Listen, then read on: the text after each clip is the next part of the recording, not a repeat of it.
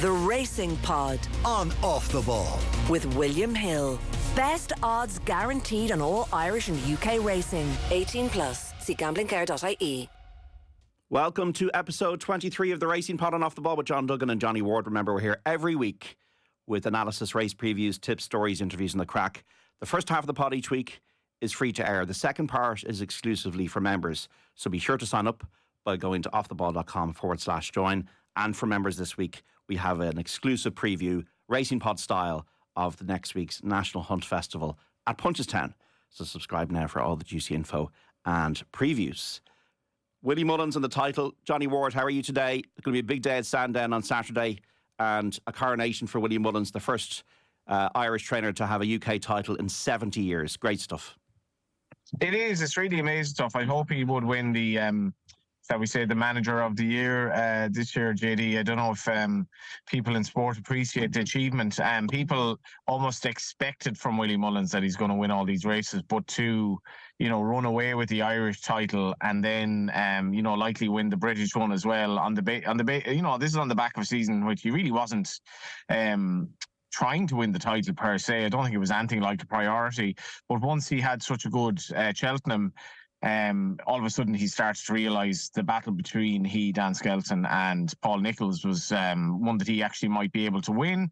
And then it sort of all hinged on him winning the Randox Grand National, and it's $500,000 prize money just for the winner alone. And he obviously managed that with I Am Maximus. And I think what needs to be said here is that he's built up this team over the years. Willie's training a long time, but Tourist Attraction would have been his first Cheltenham winner. He wasn't a dominant force at Cheltenham for most of his life, and he's built up a team now where he's able to attract top owners of various nationalities, American, British, Irish and the rest.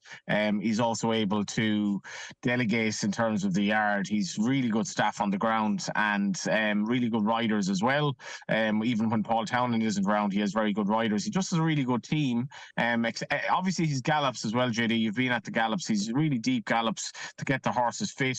They seem to hold their form well into Punchestown, which is obviously next week. And to win this title, Vincent O'Brien winning it would have been a greater achievement in those days, considering the complexities involved.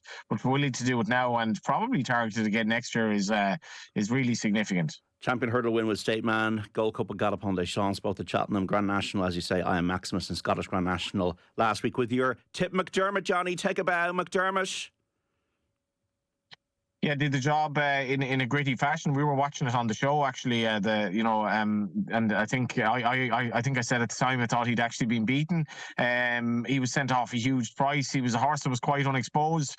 And yeah, since we started this pod, JD, we've given some really good price winners. If you're following our tips week in, week out so far, you're doing really well. And this was another magnificent performance from a horse that really wouldn't be anywhere near the stable stars in Close Sutton, and he had to show a good attitude, quite unexposed, stepping up and trip, and maybe it was the selfie with me a few days beforehand that ultimately decided the race. More selfies with horses, please, Johnny, as we get into the flat season. Aidan O'Brien, Vincent O'Brien, Paddy Prendergast have won the UK Championship on the flat, but not since 1954, and Vincent has been a jumps trainer from Ireland, winning the UK title, which Willie will do tomorrow. Only 25 winners. That just shows, as you said, they didn't target it, but it just kind of happened organically. And they've really thrown the kitchen sink in the last week. Like Patrick Mullins, I think he went to Ludlow. They've been having runners at Perth. They've really gone for it, and it's going to pay off. They're about 200 grand clear of Dan Skelton.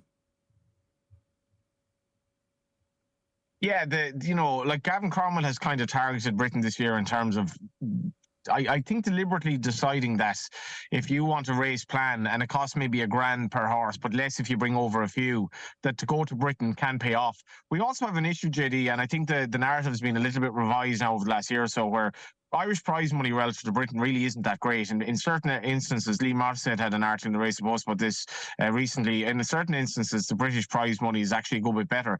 And if you can target races that Willie Mullins hasn't been running in, as Gavin Cromwell did, you'll pick up some nice prizes. And you could have a winner at Cheltenham in November, a winner at Cheltenham, at some other point in the season, which as an owner is obviously a dream, regardless of what time it is at Cheltenham.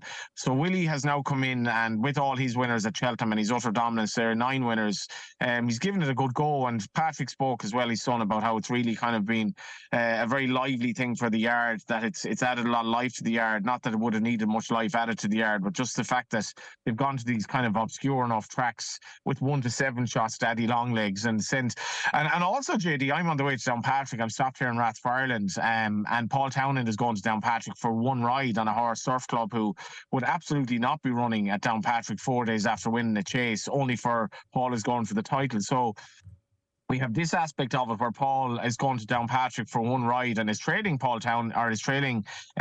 Jack Kennedy, I think, for the last while, and has a battle on into Punchestown. And you have obviously Willie trying to win the trainer's title in Britain as well. So there's a lot going on. 121 for Jack, 115 for Paul going into Friday's action. I don't know. Like, Punchestown probably will be in Paul's favour with the ammunition that Willie will throw at it, but it's exciting. Like Keith London, who's next on 61. Yeah, and funny enough, Keith has probably had every bit as outstanding a season as them, considering he's had to really manage his weight, and he can only do certain weights and all of that, and he's attached himself to the Gavin Cromwell yard, having been more so associated with Gordon Elliott. And his brother Ian as well has had an outstanding time of it of late with his winners, and Keith's had an unbelievable season for a guy who looked like he was retiring there a few years ago because of weight issues. The other two, obviously, as you mentioned, well, Claire, Jack just turned 25 during the week. He has broken his leg so many times, it's astounding. He's finally gotten a good run at it. And it is good for the narrative. Like, I did a preview for Punchestown with William Hill yesterday with Barry Geraghty, Sean Flanagan and Jane Mangan. And I was, the more I looked at it, the more I'm buzzing for the festival, particularly because we have this, it's not even a sideshow. It's one of the main aspects of the week. Who will win the jockey's title? And let's be honest, the main goodwill will be towards Jack because of the injuries he's had. And Paul has, been the dominant force in racing for quite some time since Ruby Walsh retired. So there'll be a lot of goodwill towards Jack to win it for the first time. But even if he doesn't, I think he'll acknowledge that they both had amazing campaigns. And it's funny as well, JD, how much history is written by the winners. Jack reminded me at Naas recently that he's been second to Paul Townend in the Champion Hurdle, the Gold Cup, and the Grand National. And people don't remember that because, like, who comes second? Who cares? Paul Townend won the big races, but he might not come second next week. We have a hell of a race in store. Yeah, with 18 Cheltenham winners for Ireland, Aintree winner, Scottish Grand National winner. We've never been in better nick in terms of our jumpers. It makes for an exciting festival Tuesday to Saturday. I think they've really got their act together in the recent years, Punchestown. I think they've a great service for the punter who goes. They're punter friendly. Like €30 is a bargain. You're talking about like Cheltenham prices to get into the race course. It's access all areas. There's a really good bar. There's a band that plays after racing, good screens, shops. I think it's class, Johnny, personally. And if it wasn't class, I'd say it as well. Yeah, talk of you getting some cigars next week, would that be right? Possibly. Maybe once a year. Hinted, yeah. Not a bad Ger Gilroy impression there, but you and I, JD, let's not lie. When we went Wednesday of last year, we had a very good time. We met a lot of randomers, some of whom I'm still in contact with. We backed a few winners. It was very easy access, as you say. It wasn't like the crowds weren't mad, not overly expensive. They don't fleece you. And they've a new kind of covered area just near yesterday, they've a new kind of I don't know how you describe it. It's like they've all these kind of barrels for your beers or whatever, very near the parade ring, between the parade ring and the stand, and it's kind of like a covered section. That's quite. It's almost like something at a festival or a gig, and I think that's going to be a really, really cool place to be next week. And there's lots of work going on at Punchestown yesterday. They're hoping to attract as many overseas runners as possible. I'd hope that you'd have possibly Shishkin and maybe Sergino for Nicky Henderson, who is going to stay with Jessica Harrington, and Michael Buckley will be staying with the Madam of Moon, the one of the real stars of Irish racing, Jessica Harrington, next week. So there's a lot to look forward to. Yeah, they're always good friends. Back to Johnny Harrington and Jessica and the Hendersons, all good friends. It's great to see Nicky come over. We have as well 2:30 starts the first 2 days, just brought back a little bit, and then the 3:40 start from Thursday onwards at Punchestown. Get yourself down there, folks, if you can, for the racing there next week. The gambling bill, Johnny, I do want to talk about this actually in the free tire section. There's a regulation bill being brought through the Dáil to tighten up the sector, right? I think that's needed. Section 141 of it will ban advertising by betting companies on television between 5:30 in the morning and 9 o'clock at night. There is a concern in racing circles it could put the racing TV service in jeopardy, as it may not be economically or financially viable for them to broadcast in Ireland without being able to relay betting adverts on what we would say is a niche channel. Now, Suzanne Eade, the boss of Horse Racing Ireland, told the Racing Post this week that racing will remain on Irish TV screens. The quote, yes, absolutely. We just wouldn't let that happen, as in it not being on the screens. The racing industry in general is supportive of the bill. 30,000 people employed in the industry, 2.4 billion generated for the exchequer. Racing communities hoping that the specialist racing channels might get an exemption when it comes to the transition of betting ads. I feel that the betting industry as a whole hasn't done itself any favours in the last 20 to 30 years in terms of the advertising, and it could be argued at times the insidious nature of some of the advertising. But I'm also not a person who is in favour of nanny statism either. I think that James Brown sees it as a public health issue. Gambling is definitely a problem in certain aspects of society, and I think it has to be regulated now in a modern way, which it hasn't been. But the television issue, Johnny, do you see it getting to the stage where racing's not on Irish TV screens, apart from the RT big festivals and big meetings?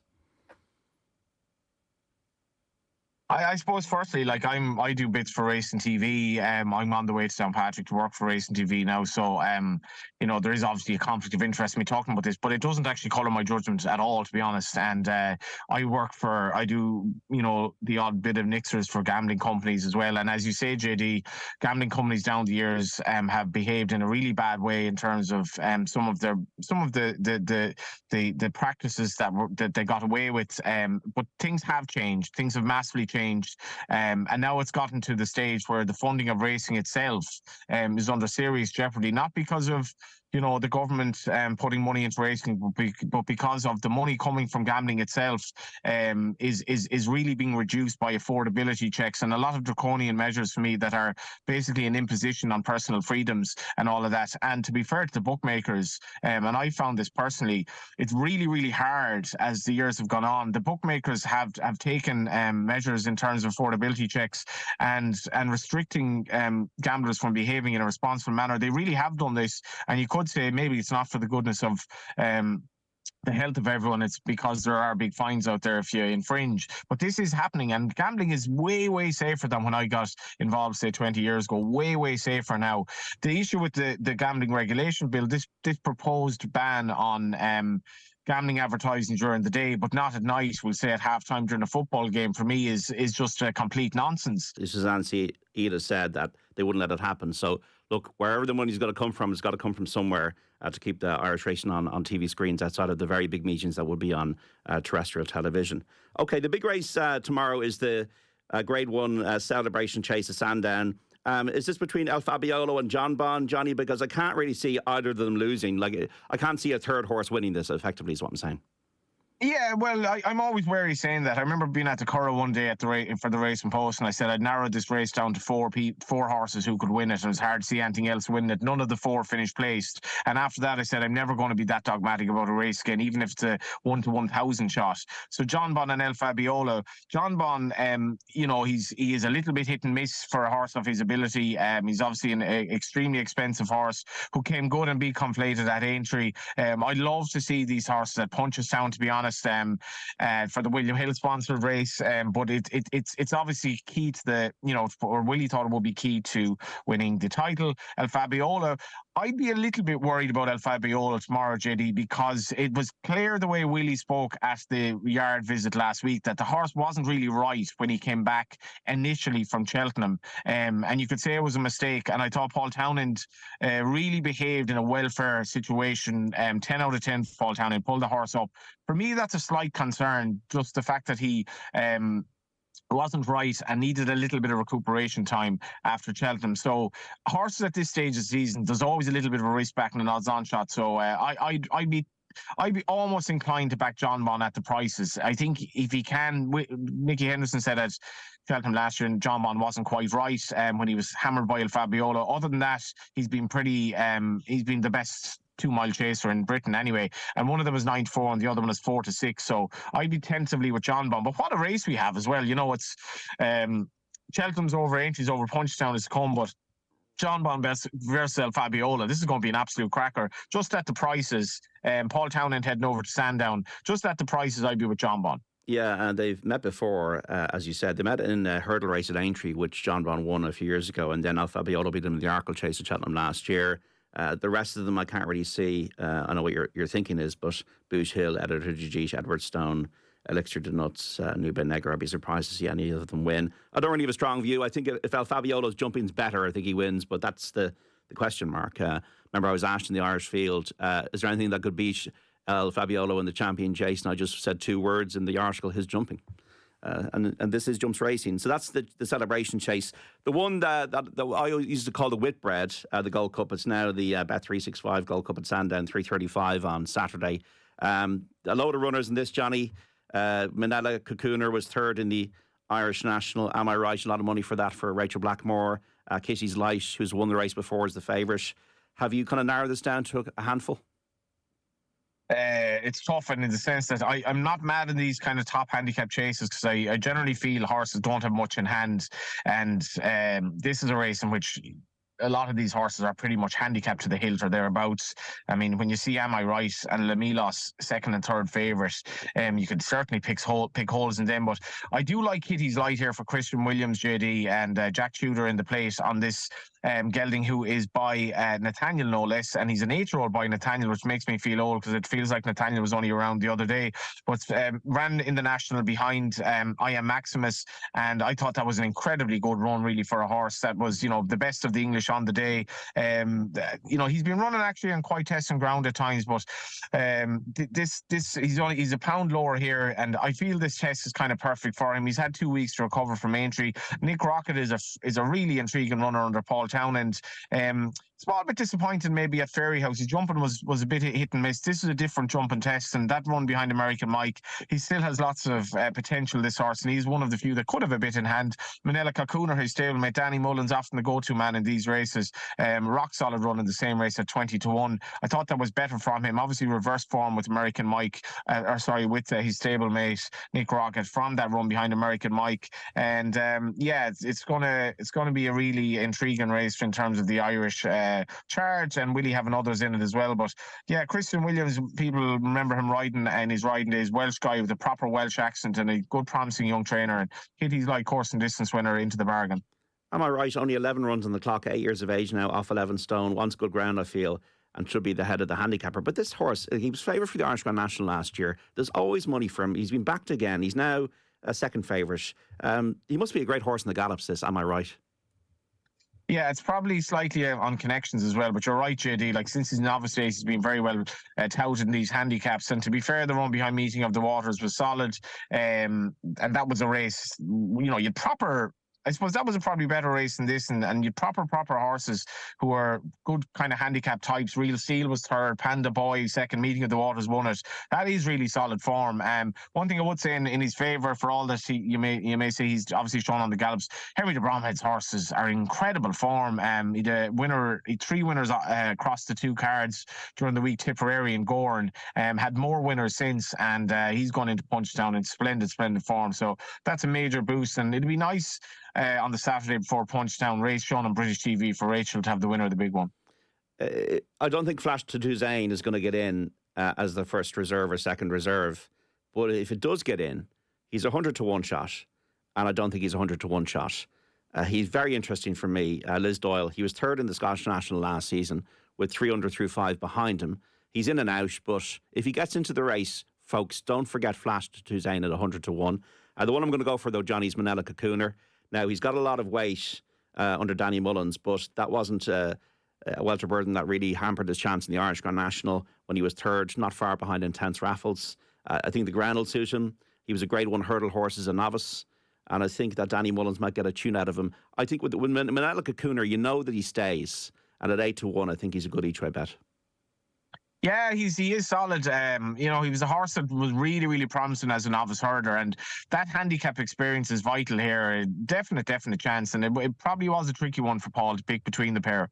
Okay, make mine a double J. Manella Cocooner, 8-1 each way for me. Johnny, do you want to go for Kitty's Light or something else for the make man a double J?